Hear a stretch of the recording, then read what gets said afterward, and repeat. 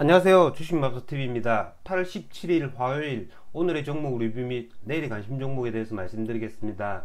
영상 보시기 전에 좋아요, 구독, 알림 버튼 부탁드립니다. 금일 새벽 마감한 미국장 나스닥이 0.2% 하락 마감했습니다.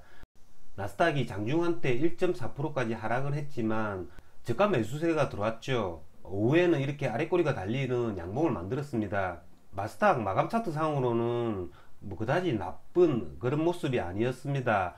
다우존스 같은 경우에는 역사적 신고가를 갱신했죠. 0.3% 상승 마감했습니다. 하지만 오늘 우리나라뿐만 아니라 아시아 증시가 대부분 하락을 했습니다. 대만 같은 경우에는 1.17% 하락을 했고요. 상해, 중국 같은 경우에 2% 하락을 했습니다. 오늘 우리나라장 코스피보다는 코스닥이 하락의 폭이 컸습니다. 코스닥 같은 경우에는 이전까지 코스피보다 조금 센 모습을 보였죠. 그랬던 게 지난주에 삼성전자, 하이닉스발 코스피 하락이 나오자 코스닥도 오늘 크게 하락을 했습니다. 코스피 같은 경우에는 박스권이라고 하면 3110포인트, 그러니까 저점이 거의 다 온 것 같습니다. 그걸 반증해 주듯이 오늘 삼성전자, 하이닉스 이런 애들이 오늘 그다지 크게 빠지진 않았죠. 양봉을 만들어 줬다라는 겁니다. 내일 이 3110포인트 이 저점을 지켜줄 수 있는지, 그리고 여기서 반등을 해줄 수 있는지 여부를 잘 살펴봐야 할 것 같습니다. 제 개인적인 생각은 미국장이 견고하기 때문에 오늘 삼성전자, 하이닉스가 하락을 멈추었기 때문에 내일은 3100포인트 이하까지 하락을 한다면 저가 매수세가 들어와 가지고 여기서 반등하는 모습을 보이지 않을까라는 생각을 해봅니다. 그러면 종목 하나하나 보시면서 말씀드리겠습니다. 첫 번째 종목은 SK하이닉스입니다. 오늘 코스피가 하락을 했음에도 불구하고 얘가 매를 먼저 맞았죠. 그렇기 때문에 SK하이닉스 같은 경우에는 보합으로 장을 마감했습니다. 수급을 보시면 이때까지 주가 하락의 주범이었던 외국인들이 오늘은 60만 주 정도 매수를 했고요. 기간도 21만 주 매수를 했습니다. 그러니까 제가 말씀을 드렸죠. SK하이닉스 같은 경우에는 이 10만원 부분에서 급격하게 이렇게 반등을 하는 게 아니라 반등의 각도가 좀 완만하게 이렇게 반등을 해주는 모습을 보이지 않을까라는 생각이 듭니다. 10만 6천원, 7천원 이런 부분에 오면 제가 10만 500원에 매수했던 물량을 수익 실현하도록 하겠습니다. 자, 다음은 SK바이오사이언스입니다.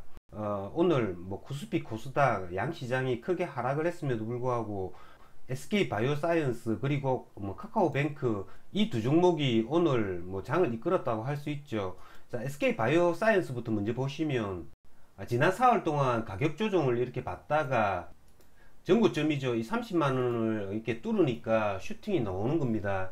30만원을 뚫는 지점, 이 지점이죠. 이 지점에서 조정 한 번 없이 이렇게 슈팅을 때려준다는 거죠. 저 같은 경우에는 SK바이오사이언스를 30만원 요 지점에 매수하지는 못했습니다.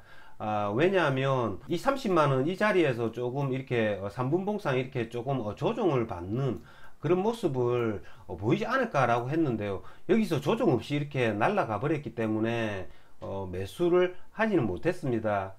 오늘 SK바이오사이언스 수급을 보시면 이렇게 오른 거에 비해서 수급이 그다지 들어온 건 아니죠. 외국인 기관 매수가 들어왔지만 기간이 2만주, 외국인은 3천주 밖에 매수를 하지 않았죠. 그렇기 때문에 SK바이오사이언스 지금 신고가 부분이기 때문에 내일이라도 다시 기관 외국인의 매수가 들어오면 또 슈팅을 해줄 수 있겠죠. 얘가 내일 기관 외국인의 매수가 없다면 이런 애들은 눌림목 매매가 충분히 가능하다라는 거죠. 그 눌림목 매매의 지점은 이런 30만원 부분에서는 충분히 단기 저점, 단기 단타는 가능하다라고 생각이 듭니다.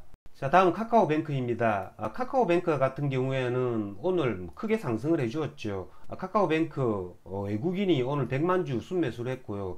기간이 58만주 또 매수를 했습니다. 외국인이 이렇게 매수가 들어오는 까닭은 얘가 MSCI 조기 편입이 되었죠. 20일, 그러니까 이번 주 금요일 장 마감 후에 이렇게 편입이 됩니다. 그렇기 때문에 이 외국인들이 MSCI 편입이라는 그 바스켓에 물량을 확보하기 위해서 연일 이렇게 매수를 하고 있습니다. 얘 같은 경우에도 충분히 단타가 가능하다는 겁니다. 슈팅을 해주다가 이렇게 옆으로 횡보하는 구간에서 프로그램 매매상 오늘처럼 이렇게 외국인이 매수가 또 들어온다면 내일도 충분히 거래를 할 수 있다는 거죠. 저 같은 경우에는 오늘 카카오뱅크를 이 자리죠. 이 자리 82,000원 이 자리에 매수를 해가지고 이것도 수익 실현할 수 있었습니다. 그러니까 내일도 카카오뱅크는 충분히 거래를 할 수 있지 않을까라는 생각이 듭니다. 그에 대한 존재 요건은 오늘처럼 이렇게 프로그램 매매상 외국인이 또 매수가 들어와야 된다는 거죠.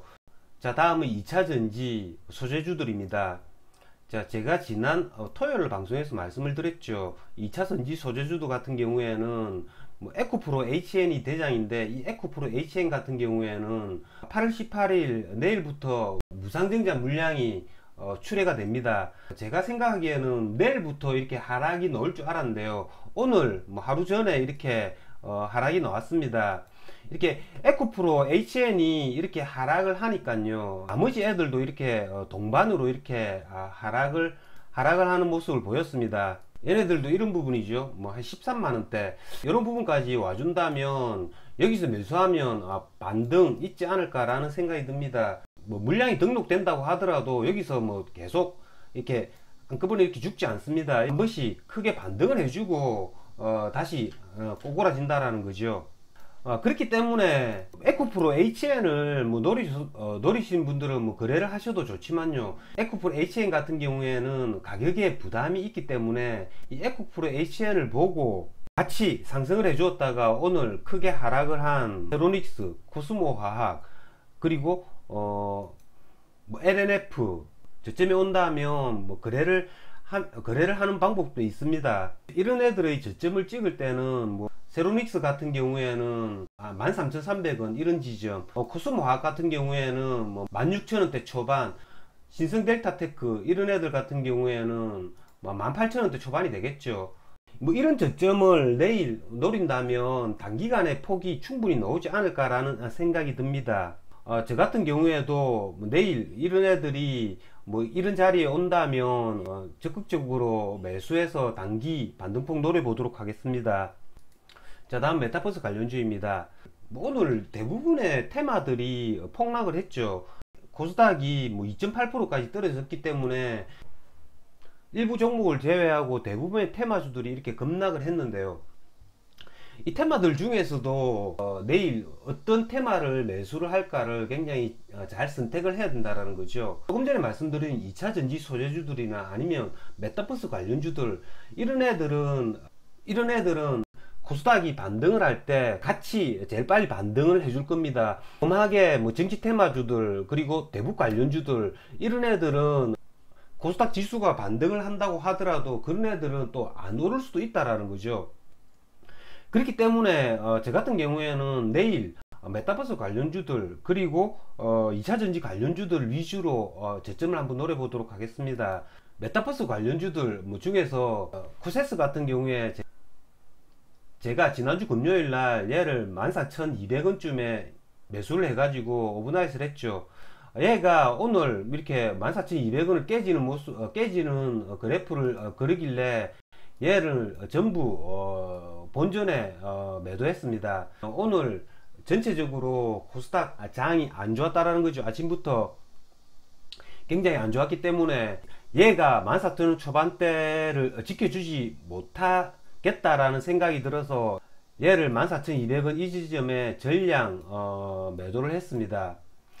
그리고 오늘 종가에 매수를 한번 해보자 라고 해가지고 오늘 종가 13,150원에 얘를 매수를 해서 들고 갑니다.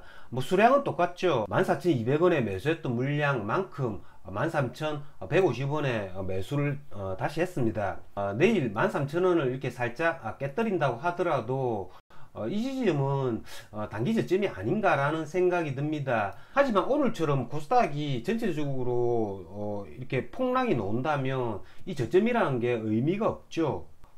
그렇기 때문에 내일 코스닥이 반등을 해주는 모습을 보이는지 여부에 따라서 이런 코세스, 그리고 뭐 덱스트 같은 경우에는 저점이 뭐 11,800원, 900원 요런 지점이 되겠죠. 요런 지점에 오면 매수하는 전략 세워보도록 하겠습니다.